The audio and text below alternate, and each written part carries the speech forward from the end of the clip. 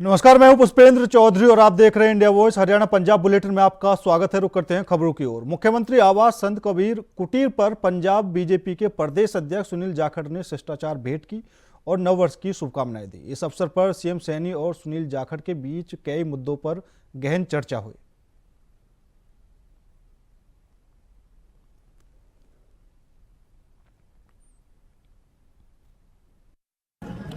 ऐसी स्थिति थी, कहा 2 घंटे रहेंगे, कहा शर्त लेने में।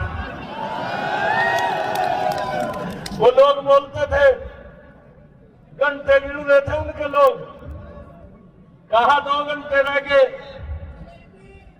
1.5 घंटा रह गया। जलेबी तो हमारे हरियाणा के लोगों ने बनाई दिया, राहुल बाबा की जलेबी बनाई थी। ऐसी जलेबी बनाई, ना तो राहुल बाबा को सौंप दी जा रही है और ना कांग्रेस के नेताओं को सौंप दी जा रही है। रोहतक में पूर्व मुख्यमंत्री भूपेंद्र सिंह हुड्डा ने बीजेपी पर निशाना साधते हुए कहा कि बीजेपी सरकार कानून व्यवस्था से लेकर विकास तक हर मोर्चे पर विफल साबित हुई है। रोजगार देने में भी ये सरकार फिसड्डी साबित हुई है और प्रदेश में लाखों सरकारी पद खाली पड़े हुए हैं। बीजेपी ने प्रदेश पर कर्ज का बोझ बढ़ाने के अलावा कोई काम नहीं किया। 10 साल के कार्यकाल में बीजेपी ने हरियाणा में एक भी यूनिट बिजली उत्पादन नहीं बढ़ाया, ना ही एक भी इंच मेट्रो या रेलवे लाइन को आगे बढ़ाया और ना ही कोई बड़ी परियोजना, संस्थान या उद्योग स्थापित किया। बावजूद इसके सरकार कर्ज पर कर्ज ले रही है। पूर्व सीएम भूपेंद्र सिंह हुड्डा ने बीजेपी पर निशाना साधा। ने कहा फ्रॉड हो रहे हैं, कितने हो रहे हैं, और वही सवाल इस बात का है, जो भी इलेक्ट्रॉनिक गजट होगा उसमें मैनिपुलेशन तो स्वाभाविक है, रुक नहीं सकती है। जब हम यहाँ से चांद में कंट्रोल कर सकते हैं तो कहीं भी कंट्रोल कर सकते हैं। और एक जो ये वहां पर लोहारू में जो मुद्दा है, आज मैं अखबार में पढ़ रहा था, जो मामला है उसकी तुरंत जो है सीबीआई द्वारा या सिटिंग हाई कोर्ट के जज द्वारा करनी चाहिए, जैसे वहां के विधायक ने कहा, ताकि दोषी को सजा में दूध दूध पानी पानी हो। मैं कह रहा हूं हाई कोर्ट का जज बैठाए, हाई कोर्ट का जज द्वारा इंक्वायरी करा जाए और या सीबीआई की इंक्वायरी करी जाए। जो दोषी हो उसको सजा मिलनी चाहिए, दूध का दूध पानी का पानी होना चाहिए। तो मैं कह रहा हूँ इसकी जांच करनी चाहिए भाई, हाई कोर्ट के सिटिंग जज द्वारा करनी चाहिए, ताकि आगे भविष्य में कोई ऐसा ना हो सके। तो इसमें तो कितने स्कॉलरशिप में कितना घोटाला हुआ है इसमें, इस सरकार में कई दफा घोटाले हो चुके हैं। वास्ते तो मैं पूछ रहा हूँ, कह रहा हूँ हाई कोर्ट के जज द्वारा की जाए, सिटिंग जज द्वारा या सीबीआई द्वारा जांच करा जाए। इसमें क्या देखें, जो दोषी है उसको सजा, दोषी को सजा मिलनी चाहिए। फाइल तो सुप्रीम कोर्ट फैसला कर चुके हैं, वो ऑर्डर फाइनलिटी अटेन कर चुका है। अब तो एक्शन करना है केंद्र सरकार ने। बीजेपी की यहाँ गवर्नमेंट है, सेंटर में बीजेपी गवर्नमेंट है, ये क्यों नहीं लेते, बल्कि हरियाणा गवर्नमेंट को जाना चाहिए।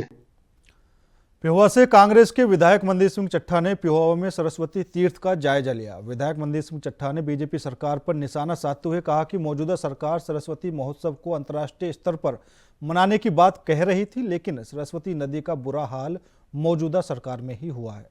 उन्होंने कहा कि सरस्वती नदी के पानी के अभी तक सरकार साफ नहीं करा पाई है। सरस्वती नदी के सौंदर्यीकरण के लिए जो काम किया गया था उसको भी मौजूदा सरकार संभाल कर नहीं रख पाई। पर जिसकी जो सरकार है, हमने तो सोचा था कि अगर हमारी सरकार आई हम फिर से सरस्वती से अपना काम शुरू करेंगे, लेकिन वो नहीं हुआ। पर लेकिन सरकार को चाहिए कि सरस्वती का जीर्णोद्धार तो हो ना। देखिए, सरस्वती के जीर्णोद्धार के लिए चट्ठा साहब ने आते ही तत्कालीन जो एसडीएम थी मैडम सुमेधा कटारिया जी, उनकी अध्यक्षता में एक टीम बनाई और सरस्वती इतनी सुंदर उसकी कायाकल्प हुई कि लोग वहाँ पर सुबह एक पिकनिक स्पॉट की तरह वहाँ पर सैर करने जाया करते थे। और अब हालात ये हैं कि उसी आप पहचान ही नहीं पाते कि वो सरस्वती एक गंदगी और बदबू पानी में। दूसरा, झांसा से लेकर यहाँ तक सरस्वती तक चट्ठा साहब ने पाइपलाइन बिछवाई थी। अब मुझे इतना तो पूरा ही पता नहीं है कितने किलोमीटर लंबी थी, लेकिन ये सबसे बड़ा प्रोजेक्ट था जो कि आमतौर पे लोगों ने शुरू में कहा कि ये कभी भी सक्सेसफुल नहीं होगा, लेकिन देखिए फर्स्ट क्लास आज भी पानी आता है, पर वहाँ से तो स्वच्छ पानी आता है, आगे हालात खराब है। हरियाणा के पूर्व मंत्री जेपी दलाल ने लोहारू की बेटी दीक्षा की मौत के मामले में कांग्रेस विधायक राजवीर फरटिया और उनके परिवार पर गंभीर आरोप लगाए हैं। उन्होंने कहा कि इस घटना के पीछे लोहारू के विधायक राजवीर फरटिया के परिवार का हाथ है। साथ ही उन्होंने मामले को राजनीतिक रंग देने का भी आरोप लगाया है। जेपी दलाल ने आरोप लगाते हुए कहा कि मृतक बेटी दीक्षा राजवीर के गांव की है और आरोपी राजवीर के साले के बेटे हैं। उन्होंने इसे राजनीति से जोड़ने का प्रयास करने की निंदा करते हुए कहा, यह अपराध का मुद्दा है, राजनीति का नहीं। राजवीर जी से लोहारू के विधायक श्री राजवीर फरटिया, जो शारदा महाविद्यालय सिंघानी के प्रेसिडेंट भी हैं, बेटी दीक्षा की मौत के मामले में पुलिस ने उनसे पूछताछ की। बाहर निकल के उन्होंने बयान दिया कि ये जो है पूछताछ या इस घटना से मेरा संबंध है। मैं राजवीर जी से पूछना चाहता हूं कि बेटी दीक्षा से उनके परिवार का संबंध है, उनके गांव की है। उन्होंने खुद भी कहा है कि हमारे 50 साल से इस परिवार से संबंध है। बेटी दीक्षा उन्हीं के कॉलेज में पढ़ती थी। उनके परिवार ने कहा है कि फीस ना देने की वजह से बेटी दीक्षा ने आत्महत्या की। इस मामले में राजवीर फरटिया जी के साले जो हैं वो पकड़े गए, उनके साले के बेटे पकड़े गए और कॉलेज प्रबंधन से पूछताछ होना एक कानूनी प्रक्रिया है। मुद्दे को कांग्रेस के वरिष्ठ नेता सुरजेवाला जी ने ट्वीट करके उछाला, कांग्रेस की वरिष्ठ नेता बहन शैलजा जी ने उछाला। पुलिस और कानून अपना काम कर रहा है। मुझे समझ में नहीं आता कि इसको राजनीतिक मुद्दा क्यों बनाया जा रहा है। ये एक दलित बेटी की मौत का मुद्दा है और उनको जांच में सहयोग करना चाहिए, कानून पे भरोसा रखना चाहिए, दूसरों पर दोषारोप नहीं करना चाहिए। वो तो वही जाने, वो इसको एक राजनीतिक मुद्दा बनाना चाहते हैं, जबकि ये मुद्दा एक दलित बेटी की मौत का है, उसके उत्पीड़न का है, उसको प्रताड़ित करने का है। और दुख की बात जब ये है, हमारे मंत्री जी उस बेटी के परिवार को सांत्वना देने गए, कृष्ण बेदी जी, तब भी सैकड़ों दबंग लोगों ने उनकी गाड़ी को घेरा। ये सही है कि हमारे विधायक बाहुबली हैं, लेकिन भारतीय जनता पार्टी की सरकार गरीबों की सरकार है। किसी बेटी का, किसी गरीब परिवार का शोषण अगर होता है। चंडीगढ़ में सोमवार सुबह 7 बजे के करीब एक बड़ा हादसा हो गया। शहर का दिल कहे जाने वाला सेक्टर 17 में एक बहुमंजिला बिल्डिंग गिर गई। राहत की बात यह रही कि इस हादसे में कोई जानी नुकसान नहीं हुआ है। हादसे के वक्त बिल्डिंग पूरी तरह से खाली थी और आसपास भी किसी की मौजूदगी नहीं थी, जिससे बड़ा बचाव हो गया। फिलहाल हादसे की सूचना मिलते ही पुलिस प्रशासन दल आनन फानन में मौके पर पहुंचा और आगामी कार्रवाई को अंजाम दिया।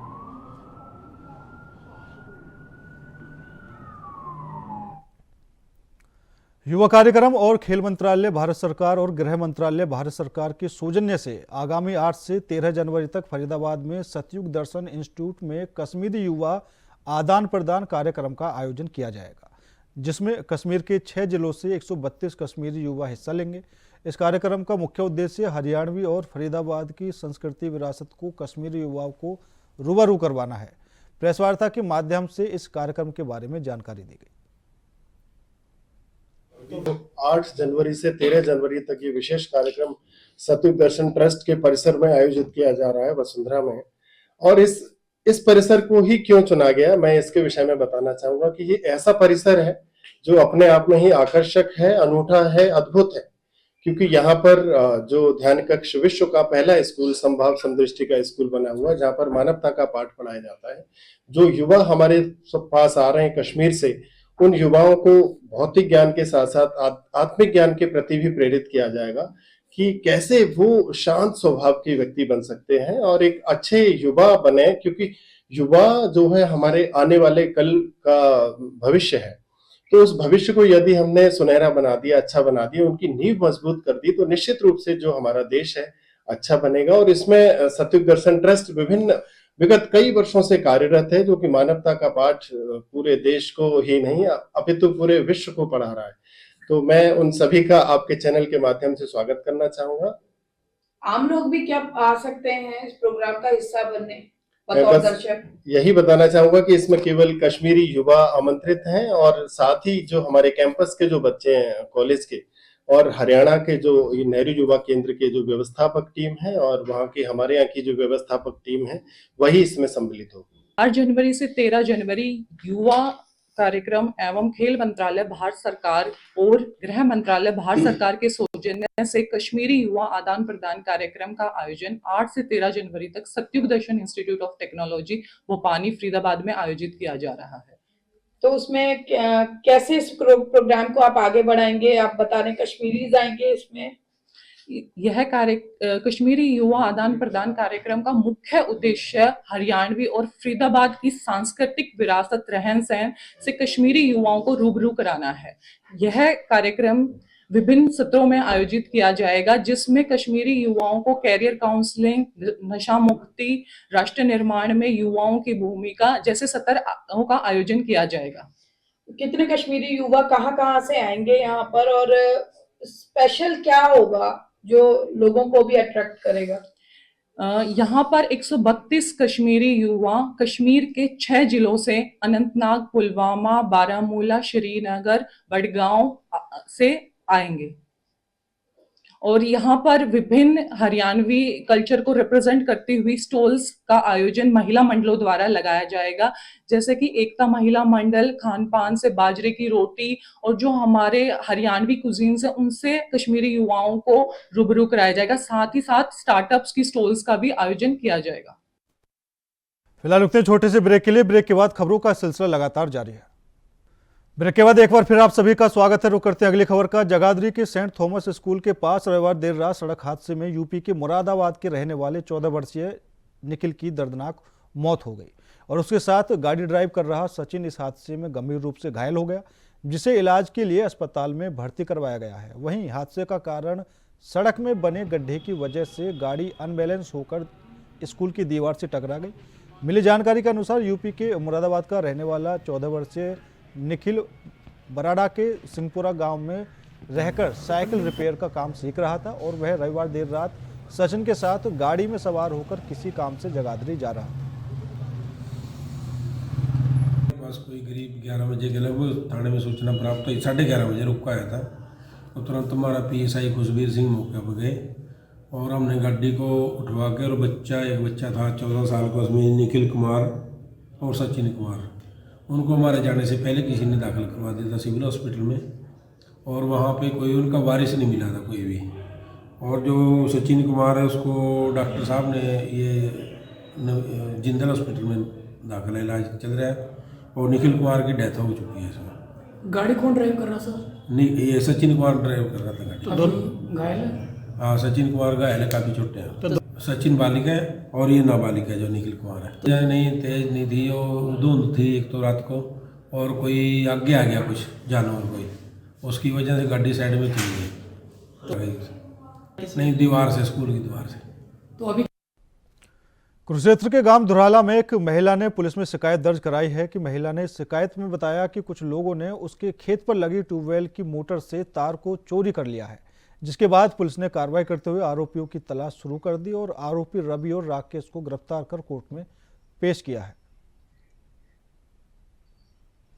जैसा कि माननीय पुलिस अधीक्षक महोदय के मार्ग निर्देशन में चोरी की वारदातों पे अंकुश लगाते हुए CIA 1 कुरुक्षेत्र की टीम, जिसमें PSI Jasvir, sub inspector Sudesh, head constable Pawan और हेड कांस्टेबल संदीप, की टीम के द्वारा जो खेतों में केबल काट के चोरी करते थे उसके 2 व्यक्तियों को गिरफ्तार किया गया है। और इन्होंने अलग अलग जो 2 व्यक्ति हैं, एक तो राकेश है, ये गांव बिशनगढ़ थाना कृष्णा गेट एरिया का है, दूसरा है रवि, ये गांधीनगर का है। ये दोनों ही रात के अंधेरे में ट्यूबवेलों पे जाते थे और वहाँ से जो ट्यूबवेल की केबल थी वो चोरी करते थे और फिर इसको बेच देते थे। इन्होंने अलग अलग थाने के एरियो में जैसे झांसा, लाडवा, सदर, पेहवा, शाहबाद के अलग अलग एरियो में करीब 90-92 के करीब वारदातों को इन्होंने अंजाम दिया हुआ है। और ज़िला करनाल की भी इन्होंने करीब 45-50 के करीब जो कुंजपुरा, निगदू उस एरिया में इन्होंने केबल चोरी की जो वारदातें हैं उनको इन्होंने अंजाम दिया हुआ है। इनके गैंग में कितने और लोग? ये 2 ही व्यक्ति थे। इनके पास एक प्लेटिना मोटरसाइकिल है राकेश के पास। ये रात के अंधेरे में जाते थे प्लेटिना मोटरसाइकिल पे और वहां से जो खेतों की ट्यूबवेलों की तारें थी वो काट के चोरी कर लेते। हरियाणा के ऊर्जा, परिवहन और श्रम मंत्री अनिल विज ने दिल्ली के पूर्व मुख्यमंत्री अरविंद केजरीवाल पर तंज कसते हुए कहा कि केजरीवाल भ्रष्टाचार का नाम को लेकर सत्ता में आए थे और आज वह भ्रष्टाचार के केस में ही जेल से जमानत पर बाहर हैं। विज आज दिल्ली के पूर्व मुख्यमंत्री अरविंद केजरीवाल के बयान की बीजेपी ने दिल्ली के लिए कुछ नहीं किया के सवाल पर पत्रकारों से बातचीत कर रहे थे। उनको तो बोलने का अधिकार। केजरीवाल जी जिस नाम को लेके सत्ता में आए थे, भ्रष्टाचार, उसी केस में जेल में काट के आए हैं और केस अभी चल रहे हैं। जमानत हुई है, बरी नहीं हुए हैं। उनको तो बोलने का अधिकार ही नहीं है किसी भी प्रकार से। तो देखिए पंजाब का मामला है, पंजाब सरकार की क्या मंशा है, क्या वो चाहते हैं, और सुप्रीम कोर्ट उसमें बाकायदा कमेटी बना रखी है और सुप्रीम कोर्ट जो हिदायतें दे रहा है उनका भी वो पालन नहीं कर रहे। शायद वो किसी दिन का इंतज़ार कर रहे हैं ताकि पंजाब के हालात खराब हो सके।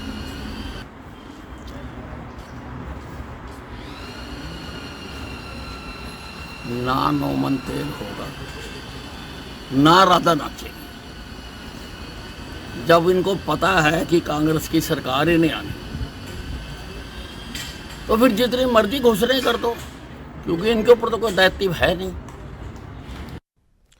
खबर करनाल से है, जहां 2 बेटियों की मां ने फांसी लगा ली, जिसके बाद परिवार में मातम छा गया। घटना की सूचना मिलते ही पुलिस मौके पर पहुंची और सबको कब्जे में लेकर पोस्टमार्टम के लिए भेज दिया। फिलहाल पुलिस मामले की जांच में जुटी है। थाना में सूचना मिली थी 8:30 बजे भी एक लेडीज ने गांव शेखपुरा में फांसी खा ली है। जो वहाँ मौका पर पहुंचे, जो यहाँ गांव के आदमी इकट्ठे थे, जो उनसे पता करा भी कैसे कोई गांव ऐसी कोई मियाँ बीबी की कोई ऐसी बात तो ही नहीं थी। जो इसका घर वाला है वो नीलकंठा पर सिक्योरिटी के तौर पर काम करते हुए अपनी ड्यूटी दे के आया था। जैसे वो आके सो गया था, ये ऊपर आ गई थी। उसके बाद पता चला भाई इसने फांसी खा ली। गांव के आदमी ऐसी तो कोई अभी कोई बात सामने आई नहीं। कोई नोट वगैरह कुछ नहीं, कोई नोट नहीं है, ना कोई ऐसी कोई बात सामने आई है। क्या पहचान हुई है? पहचान इसकी नाम अन्नू है, जो घर वाला, इसका घर वाला का नाम सतेंद्र है। इसकी उम्र 32 साल है। 2 बेटियां? हाँ, 2 बेटियां। एक की उम्र तकरीबन 7 साल है, एक की 5 साल है। अब मायके वालों को फ़ोन कर दिया, FSL टीम मौके पे आ गई थी, उसका निरीक्षण करा दिया और अपने एम्बुलेंस को बुलाया। जैसी कार्रवाई का अमल बनाई जाएगी। सुबह मेरे पास फ़ोन कहा कि भाई ऐसे ऐसे बात हो गई है, ये परिवार में चाचा का लड़का लगता है। तो फिर इसने बताया कि भाई सुबह मैं 5 बजे ड्यूटी से आया था और वो आने के बाद मैं सो गया और ये काम धंधा करने लगी। और मेरी बड़ी लड़की ने उठाया मेरे को करीब 7 बजे ही। वो बोला कि पापा मेरी मम्मी तो ऊपर दरवाज़ा नहीं खोल रही और वो क्या बात है और ना बोल रही है। तो उसने जाके ऊपर देखा तो वो लटकी हुई दिखी शीशे में।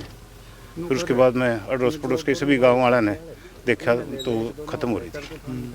उसके बाद में पुलिस को सूचना दे दी, पुलिस आ गई। फिर पुलिस ने अपनी कार्रवाई कर दी। अचानक हुआ, कोई ऐसी बात नहीं। खुशहाल परिवार था, अलग रह रहा था, 2 भाई अलग रह रहे थे, बढ़िया वो था। तो ऐसी बात नहीं थी। पता नहीं कुछ अब क्या क्या दिमाग की टेंशन थी, क्या थी क्या नहीं। सुप्रीम कोर्ट की बनाई गई समिति ने किसान नेता जगजीत सिंह डल्लेवाल से मुलाकात की। आपको बता दें कि कमेटी की पिछली मीटिंग में किसान नेताओं ने आने से मना कर दिया था, जिसकी वजह से मीटिंग कैंसिल हो गई। लेकिन इस बार डल्लेवाल से मिलकर उनका हालचाल जाना, साथ ही समिति ने किसानों के मुद्दे पर बात की।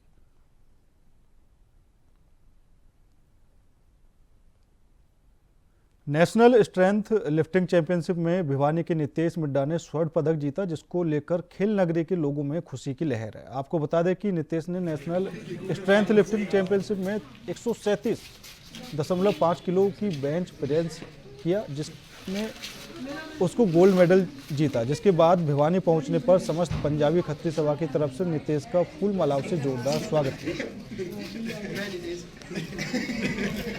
मैं तो यही कहूँगा कि भाई आजकल के बच्चे नशे की तरफ जा रहे हैं, उनसे बच के अपने गेम की तरफ आए। इससे क्या आपकी हेल्थ भी अच्छी रहेगी और माँ बाप भी अपने खुश रहेंगे। कितने महीने हुए हैं और जागरूक करना चाहेंगे नशे को लेकर? बस यही कहूँगा कि भाई नशे की तरफ न जाएं और अपने गेम की तरफ आए। इससे भाई अपने माँ बाप भी, आपके माँ बाप भी खुश रहेंगे और सबसे भी अच्छा रहेगा।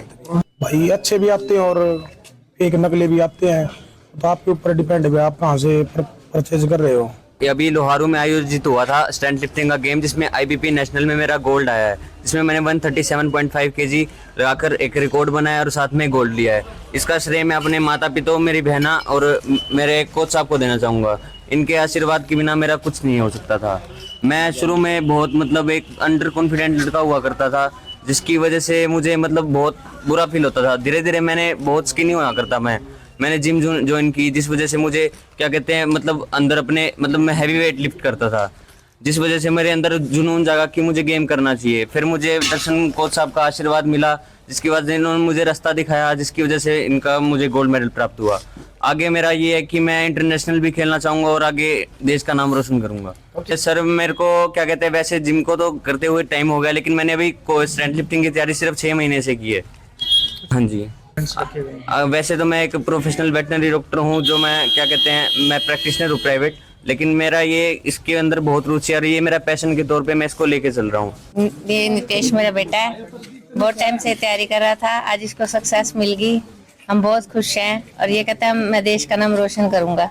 हम भी इसके साथ हैं और ये का कोर्स कर रखा है इसने, साथ साथ इसका डॉक्टर बनने का लक्ष्य है, वो भी पूरा करेगा और ये भी दोनों साथ साथ चलेंगे। बच्चों के लिए कहना चाहूंगी कि मैं पहले जिम को मना करती थी, जिम नहीं करनी, मैं इसको कुछ नहीं समझती थी, पर अब जब बच्चे ने गोल्ड मेडल हासिल किया है तो मैं और बच्चों को भी यही कहूंगी, कोई ज्वाइन करें और देश का नाम रोशन करे, अपने माँ बाप का नाम भी रोशन करे। पंजाब में लंबे समय से पनबस और आरपीटीसी के कच्चे मुलाजिम अपनी मांगों को लेकर संघर्ष कर रहे हैं, लेकिन सरकार के साथ बातचीत हो जाने के बाद भी सरकार ने कच्चे और आउटसोर्स कर्मचारियों की मांगों को पूरा नहीं किया। पंजाब में पीआरटीसी और पनबस के करीब 8000 कर्मचारी हैं। कर्मचारियों की मुख्य मांग उन्हें पक्का करना है, किलोमीटर स्कीम को बंद करना, नई बसें डालना और वर्कशॉप में खड़ी बसों की रिपेयर करवाना आदि इनकी मांगे हैं।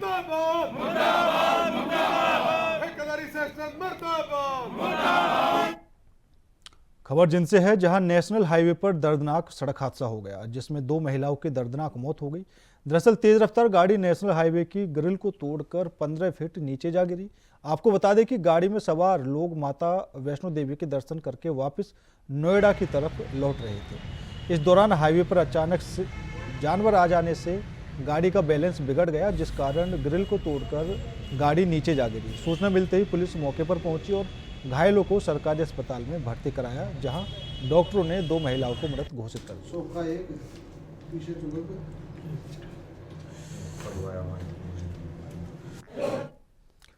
खबर अमृतसर से है, जहां गुरुद्वारा साहिब में 2 गुट आमने सामने आ गए, जिसमें 5-6 गंभीर रूप से घायल हो गए। इस घटना की वारदात सीसीटीवी कैमरे में कैद हो गई और वहीं पुलिस की तरफ से मामला दर्ज कर एक युवक को गिरफ्तार कर लिया गया है और पुलिस मामले की जांच कर रही है।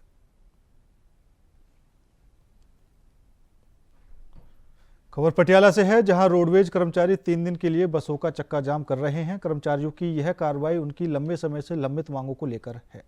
कर्मचारी विभिन्न डिपो में गेट रैलियां करेंगे और चंडीगढ़ में सीएम हाउस का घेराव करेंगे और 8 जनवरी को पूरी तरीके से हड़ताल करेंगे।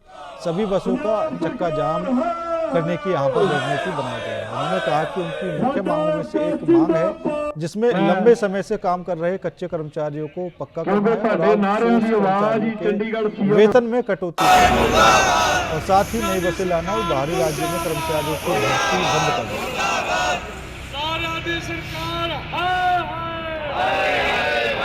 खबर अम्बाला से है, जहां सिखों के 10वें गुरु गोविंद सिंह जी का प्रकाश उत्सव पूरे विश्व में बड़े धूमधाम के साथ मनाया जा रहा है, जिसको लेकर सिख समाज के लोगों के साथ दूसरे धर्मों के लोग भी गुरुद्वारा साहिब में माथा टेक गुरबाणी और शब्द सुनकर निहाल हो रहे हैं। उसके बाद संगत ने गुरु का लंगर भी ग्रहण किया और सभी गुरुद्वारों में भारी संख्या में संगत है। और इसी कड़ी में पंजाबी गुरुद्वारा साहिब में गुरु गोविंद सिंह जी का प्रकाश उत्सव बड़े धूमधाम के साथ मनाया गया। फिलहाल मेरे साथ इस बुलेटिन में इतना ही। बाकी देश और दुनिया की तमाम खबरों के लिए देखते रहिए इंडिया वॉइस।